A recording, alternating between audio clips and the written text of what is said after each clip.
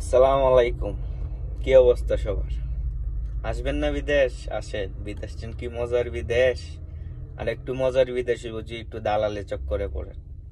যে দালাল রে টাকা পয়সা দিয়ে বিদেশে আসেন তাহলে আর একটু মজার বিদেশ হইব, ঠিক না? তো আপনি বিদেশে আসবেন, আসেন, সমস্যা নাই। অত টাকা পয়সা দিয়ে বিদেশে আসবেন, আসেন। তো দালালের কাছ দিয়ে যদি আসেন তাহলে আর একটু মজা হইব বিদেশটা। তো কাজ করবেন, টাকা পাইবেন, কত কিছু। আরে টাকা লিয়ে পরিবার নিয়ে সুখে থাকবেন, বাড়ি করবেন, গাড়ি করবেন, বিয়ে শাদী করবেন, বা বিয়ে শাদী যারা করছেন তাদের পোলাপান আছে, তাদের পোলাপানকে মানুষ করবেন, গাড়ি কিনে দিবেন, কত কিছু। আরে বাবা, আগে বিদেশে আসেন, আসার পরে দেখেন বিদেশটা যে কি মজার। এই কাজ করবেন, মাসের 1 তারিখ বেতন, ঠিক না? তো আসেন বিদেশ, সৌদি আরব আসেন, আসিয়া দেখেন পরে কি অবস্থা সবার, কি হাল হয়, কাজের কি খবর, কিরকম গরম, কিরকম তাপমাত্রা, ঠিক না? তো আসেন, রোদের টেলায় তাপমাত্রায় নাক দিয়ে রক্ত পড়বো, ওই কথা কেডা জানে, কত জনে জানে? বা যারা বিদেশে আসছে ওরাও তো মনে হয় কোনো সময় পরিবারের কাছে বলে না যে আমার এই সমস্যা, রাগ দিয়ে হঠাৎ করে রক্ত পড়ে, গরমের টেলা। তো এই কথা বলে না, এই কথা বললে পরিবার টেনশন করবো, তার ওই এই কথাগুলো বলে না। তো আপনারা আসেন, আপনাদেরকে আমি বইলা দিই। আসার পরে জুন জুলাই, বিশেষ করে জুন জুলাই দুইটা মাস যেন কিরকম তাপমাত্রা তা, হ্যাঁ, তো আসার পরে বুঝতে পারবেন। আহ, নাক দিয়ে উঠু, মানে কোনো কিছু আপনি নাকও ব্যথা পাইছেন না, কোনো কিছুই না, আপনি নাক দিয়ে উঠু রক্ত পড়বে, মাথার মধ্যে গরমে গরমে টেলায় নাক দিয়ে রক্ত পড়বে, আবার রক্ত পড়ার পর আবার বন্ধ হয়ে যাবে, মানে রক্তগুলো তাত্তো যা রক্ত পড়বো নাক দিয়ে গরমের টেলায়। তো এরকম। তো যারা বিল্ডিং এর উপরে কাজ করেন, তো এরাই বুঝেন কিরকম। তো আমারও তো বেশি বোঝা লাগতেছে না।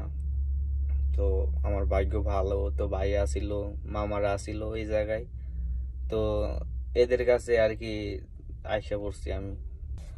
তো আসেন, দালালের চক্করে পইরা আসছিলাম বিদেশ, বুঝছেন? আসার পরে জীবনে যেন কি হইছে না না হইছে, অনেক কাহিনী, অনেক বড় ইতিহাস। আমার কাজে লাগাইতেছে, কাজে লাগার করার কথা কইয়া পরে 2 মাস গেল, কাজের নামে খবর নাই। ঢাকা আমারও মেট শেষ হয়ে যেতেছে, কই আনছিল আবাসিক হোটেলে কাজ দিব, তো তাও দিতে পারছে না, বুঝছেন? কি আর করা, অনেক হিস্টোরি, অনেক কাহিনী। পরে দিন থেকে দালালের কাছ থেকে আইসে পড়ছিলাম ভাইয়ের কাছে, ভাইয়ের আছে, মামারা আছে, ওদের কাছে আইসে পড়ছিলাম। আসার পরে ওরা মানে কোম্পানির মধ্যে ঢুকাই দিছে, এই কোম্পানির ফোরম্যান মামা। তো মামা আর কি, বুঝছেন তো, ফোরম্যান জন তো অনেক কিছুই। তো মামা আমার একটু সুখ সুবিধা কইরা দিল, একটা গাড়ি দিল, একটা ক্যারেং দিল। ক্যারেং এর মধ্যে মানে ড্রাইভিং শিখাইছে ভাইয়া, ভাইয়াও ক্যারেং চালা। তো ড্রাইভিং করতেছি, কোনো সমস্যা নাই। আর যারা বাইরে কাজ করে তাদের অবস্থা তো দেখতেছি যে কি মজার বিদেশ। আহ, কাজ করো, বাসায় যাও, নিজে ফাঁক করো, খাও, জিরানির সময় নাই, আবার সকাল ভোর হইতেই কাজে যাও, কত কিছু। আর পরিবারের টেনশন, মানে টাকা পয়সার টেনশন, পেয়ারা, কাজের কষ্ট, মেয়েদের অনেকের বেতন দেয় না, কত কিছু ঝামেলা, তাই না? আর একটু মজার বিদেশ হইব যে একটু দালালে চক্করে পড়ে আসেন। আর একটা কথা বললাতে, তো সৌদি আরব আসার আগে বিশেষ খুঁড়ে কোনো দালাল বা আপনার আপন ভাই হোক তাতে কোনো সমস্যা না, আপনার আপন ভাই হোক তাতে কোনো সমস্যা নাই। বিদেশে আসার আগে অবশ্যই আপনি ভিসাটা চেক করবেন, অবশ্যই আপনি ভিসাটা চেক করবেন যে কি ধরনের ভিসা দিছি। আপনি করে আপন ঘনিষ্ঠ বললাম না, যেন আপনার আপন ভাই হোক তাতে কোনো সমস্যা না, আগে ভিসাটা চেক করবেন। কারণ এখন বর্তমানে সৌদি আরবে কোনো ধরনের ভিসা নাই, সব ভিসা বর্তমানে সবগুলা বন্ধ। যাগুলা আছে ভিসা, এগুলা আছে 3 মাসের ভিসা, লুট আনলুডে ক্লিনার ভিসা, মানে ভ্রমণ ভিসার মতনই আর কি, আমি যেটা বুঝি এরকমের মতো আর কি ভিসা। তো আইন দালালেরা কিছু দালালের কাছে আছে, তো সরকারের কাছে ভিসা না থাকলেও দালালের কাছে ভিসা আছে। কারণ সরকারের তে বড়টা হয়েছে দালাল। দালাল যেন কি জিনিস, এরকম একটা জিনিস নাই যেন হ্যাঁ পারে না, ঠিক না? তো দালালের কাছে আসলে অবশ্যই সতর্ক করে আসবেন, কারণ কোনো ধরনের ভিসা নাই, সব ধরনের ভিসা সৌদি আরব সরকারে বন্ধ করে দিছে। কারণ যেগুলো ভিসা আছে সব লুট আনলুট এইগুলো ধরনের ভিসা, বুঝছেন? তো এইগুলো বিষয় যদি দেয় তো ভুলবশত আপনি আসেন না, আপনারা বলবো যে এইগুলা বিষয় কোম্পানি বিষয় দিচ্ছে, আপনি চেক করার পরে যদি পান এইগুলা বিষয়, তো আপনি বলবেন দালালে ভাই আপনি তো বলছিলেন কোম্পানি বিষয়, তো আপনি দিলেন এইগুলা বিষয়, তো কি কি ব্যাপার কি ভাই বুঝলাম না। তখন বলবো যে এই বিষয় তোমার আইন না, তোমার কফেলা করে দেন, তোমার এক কোম্পানি আমি কফেলা করে দেন। তো ভুলবশত এই কথায় রাজি হইেন না, কারণ কফেলার নামে কোনো খবর নাই। আমারও একই কথা বলছিল, তো কফেলা করবো দূরের কথা, কোনো কিছুই হয়েছে না। কফেলার নামে কোনো খবর নাই, কফেলা করতে পারে না, কারণ নেয় না অনেক কোম্পানি, অনেকে নেয়, নেওয়ার পরে কফেলা করে না, কিছুদিন কাজ করার পর আবার বাক হয়ে দেয়, 2 মাস 3 মাস কাজ করায় আবার বাক হয়ে দেয়। তো এরকম।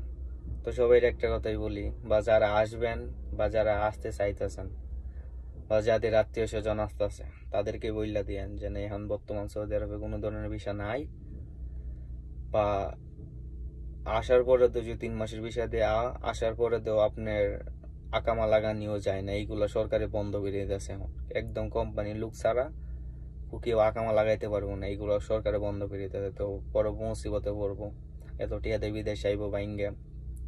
তো আসার পরে তো দুই কোম্পানি কফেলা না করিয়ে তাদের নিজের টিয়াতে আকামা লাগাইবো, যেমন আমি লাগাইলাম 4 লাখ টিয়াতে বিদেশ আইলাম বাইঙ্গিয়া, আয়া 11,000 রিয়াল খরচ করে আকামা লাগাইলাম, তো বিদেশ আইসি, সৌদি আইসি আমি কয় লাখ টিয়াতে বাইঙ্গে, আপনারাই বলেন। সৌদি আরবে আইসি আমি 8-9 লাখ টিয়া খরচ হয়েছে সৌদি আরবে আইতে আমার।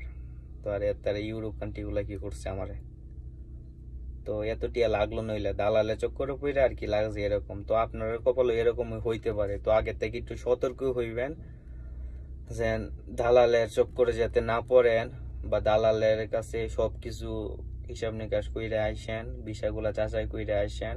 আপনি যত আপন লোক ও হোক, নিজের ভাই হোক, তাতে কোনো সমস্যা নেই, কেউ বিশ্বাস করেন না, কেউ বিশ্বাস করেন না। আর এজেন্সি তো আর বলাই লাগে না, এজেন্সি দালালের আওতায় সবগুলো, দালালের চক্করে পড়ে। এটাই যে আপনারা যদি বিদেশে আসেন একটু যাচাই করে আসেন, বিশেষ করে কোনো ধরনের এমন বিষয় নাই, আর দালালের চক্করে পড়েন না ভাই, দালালের চক্করে পড়ে জীবনটা শেষ করেন না। তো আমারও তো ভাই তাহা মামা তাহার কারণে আমি এদের কাছে আইসে গেছি, একটা গাড়ি পাইছি, কোম্পানির মধ্যে ঢুকাই দিছে, চাকরি করতে আছি, স্যালারিও মাশাল্লাহ অনেক ভালো, 2600 রিয়াল বেতন, আর ওভার টাইম আছে। তো অনেক ভালোই আছি, অনেক সুখী আছি, সমস্যা নাই। কিন্তু আপনাদের অনেকেও তো নাই আত্মীয় স্বজন, আসার পরে সাইডে দিব এয়ারপোর্টের মধ্যে, বা অনেকে নিতে পারবো না, তো অনেক কষ্ট।